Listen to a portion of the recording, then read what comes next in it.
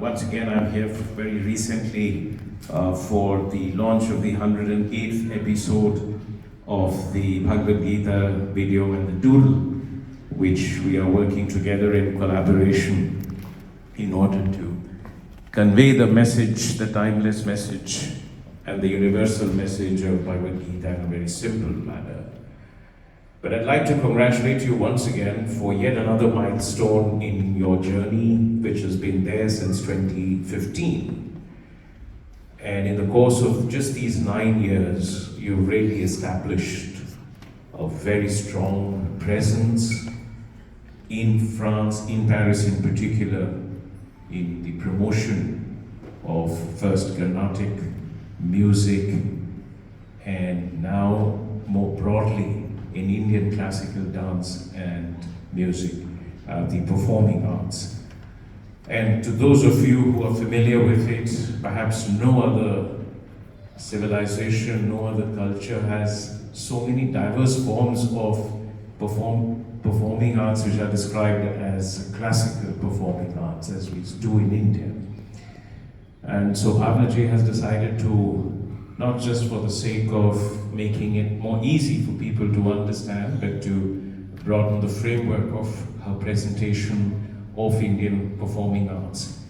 Also because I think I'd like to congratulate her and to IC Paris for being selected to represent and project Indian culture and its classical form in particular during the Paris Olympics and the Paralympics this year. So it's a really a great honor for IC Paris. When I came here to Paris on my posting, I have to say my first year went off in COVID, so I didn't have the privilege and the pleasure of experiencing how thriving and how vibrant the landscape for Indian art and culture in Paris is. I mean, we of course need to go back to 300 years ago when France was one of the first countries and that intellectually, culturally, artistically, spiritually discovered the timeless treasures of Indian civilization, Indian culture, and brought it to the people in Europe. Languages were taught here. Even today, Monaco has 6 or 7 Indian languages that are taught over there. And I find some of their products of Monaco speak better Telugu or Sanskrit or Hindi than people in India do. And so France has been a sort of a great center of appreciation, of study, of research, of scholarship on Indian culture, Indian civilization, Indian spiritual, cultural, philosophical and literary traditions, the performing arts. But it's only after COVID that I saw how vibrant it remains in its contemporary times, in every form. Whether we speak of yoga, or whether we speak of classical dances, or classical languages and literature. And this year, as you know, one of the highest civilian awards has been conferred on Dr. Filyazad for his contribution to the promotion of Sanskrit. So this has been a very gratifying and a very satisfying experience for us also. It can only be in Paris, I'm telling you honestly, where an audience can sit spellbound to watch a Kathakali artist on stage do the full makeup. In most places, people would leave before the performance begins. It can only happen in Paris. And I saw this very recently in how interested people were, because that's also part of the Kathakali tradition. It isn't just what we perform, it is how they enhance their visual expressions and the messages and the roles they perform with the makeup. So it's been something which is truly satisfying to see here. We've had a constant series of activities since in the past 3 years, including our own Namaste France last year, which was a mega festival of India, but also every weekend almost, except when France is on a holiday, which is not rare, which is quite frequent at times, that we have very, very high quality performances. I went for one last week, and again I'm going to go next weekend to another one. We even have a holy festival in Jardin d'Orientation which draws 30,000 people. I cannot think of anywhere in India, perhaps other than Mathura or Vrindavan, where you get 30,000 people together for Holi. This is the reflection of the greatness of France, the greatness of this nation. The people have a fascination for culture. It is a country that has made a major, unique contribution to human progress, but also to the cultural richness of human civilization across the world. France is appreciated.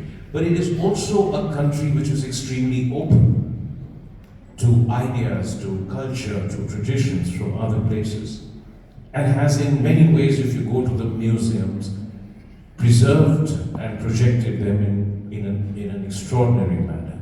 You can see every part of the world, its heritage in the museums in France. And it is what gives France its unique place in the world, and what it places France as a major power, and soft power is so strong. And culture is also a critical part of India-France strategic partnership. We very often, focus our minds on our diplomatic, on our political relations, on our economic ties, on our collaborations in the fields of technology, in business and trade, in what we are doing in multilateral forums like the United Nations, or what we do to defend ourselves against those who challenge the international system or challenge peace. But the relationship is built through the hearts and minds of people, especially among democracies. And culture plays a most critical role in integrating, in building bridges of understanding, in bringing people's hearts and minds closer together. And that lays the foundation, not just the assessment of our national interest between countries. And during these last 1.5 years or so, we have seen an extraordinary progress in our relationship.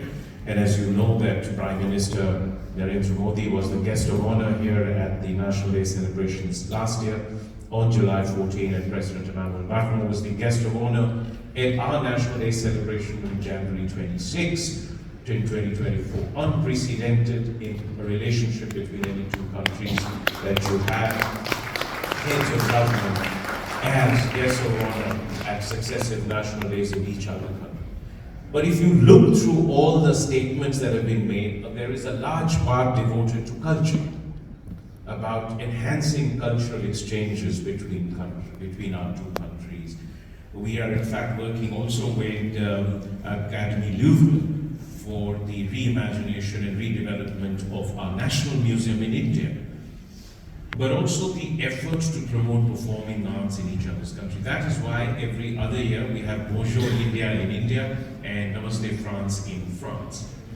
But whatever we do as embassies or as governments is nothing compared to what individuals and organizations are doing on their own. Truly, I was in Reunion Island a year and a half ago. I was in Guadeloupe and Martinique last year in October and December. In Guadeloupe and Martinique, we don't have embassies, we don't have a consulate. But I was humbled to see what a community of Indians there, 6 generations after their forebears came to Guadeloupe in 1854 and to Martinique also in 1854, are doing on their own with no support to promote and preserve and sustain their culture. Generation after generation. If they have forgotten Tamil as a language, but they have not forgotten the celebration of their culture and their festivals. And it is a tribute to the government of France and to the Republic and in the manner in which they have provided the space and the opportunities for people to continue to nurture and sustain and propagate their cultural traditions. And I see this in France, and I see this in different organizations, but I'd like to particularly say that the Indian Conservatory Paris is one of the finest examples of an institution that is doing so much to promote Indian culture, Indian performing arts, particularly the Carnatic. And I'll tell you something, that my own exposure coming from North India to the South Indian traditions, the Carnatic traditions, actually came about in Singapore, which is another Tamil city, really. And it is there that I realized that Chennai is truly, like Paris, a city that is the most vibrant place in India insofar as nurturing and promoting classical tradition. There is absolutely no city in India which has, in a sense, venerated, which has nurtured, which has promoted every form of cultural tradition in India. Great place to promote literature, a great place to promote art, visual arts, performing arts, and in a way that ties together our spiritual, literary, and cultural traditions as nowhere else in India. And so today, I see the convergence of so much different wonderful streams coming together over here. The great city of Paris, with its unmatched place in the world as far as heritage, culture, and traditions are concerned. There is no city like Paris in the world. The great city of Chennai, with its absolutely top position in India as the carriers, as the flag bearers of our traditions and culture. And of IC Paris, which has really risen to the highest levels of representing the best of Indian performing arts, in particular the Carnatic South Indian traditions. And this MOU is a milestone in the promotion of Indian culture over here in performing arts. Not just for French students, but imagine what it does to the children of the Indian diaspora that are just born here, that lives here, that has this opportunity today to not necessarily have to go to Chennai. They will go to Chennai at some stage when they become senior, but to get that entire experience over here. This is no ordinary institution we are talking about. The Tamil Nadu University of Art and Culture is truly a revered institution in India. And in Dr. Somya, you have a person who is not just a great artist, just as Bhavna is not just a organizer and promoter of IC Paris, she's an enchanting singer in her own right. And Dr. Somya is, of course, a globally known name. I was just speaking to someone in Singapore this morning who was mentioning to me that he knows that Dr. Somya is here in Paris. I said, I'm going to see her in a while. And he was saying she's going to be part of a program they're doing in Melbourne and in Singapore. And yes, so as you can see, we are fortunate to have her here with us. Also, of course, Mr. Aradhana and Mr. So really, this is bringing together so much of what is beautiful about France and India, what is so beautiful about Paris and Chennai, and about this glorious tradition of Carnatic music and of the traditional dance forms from India, including particularly Bharatanatyam, which I think the IC Conservatory is doing a great job in promoting. So we're really delighted to be here. I've taken a bit longer and kept you away from what will be another masterly and enchanting performance that we will witness.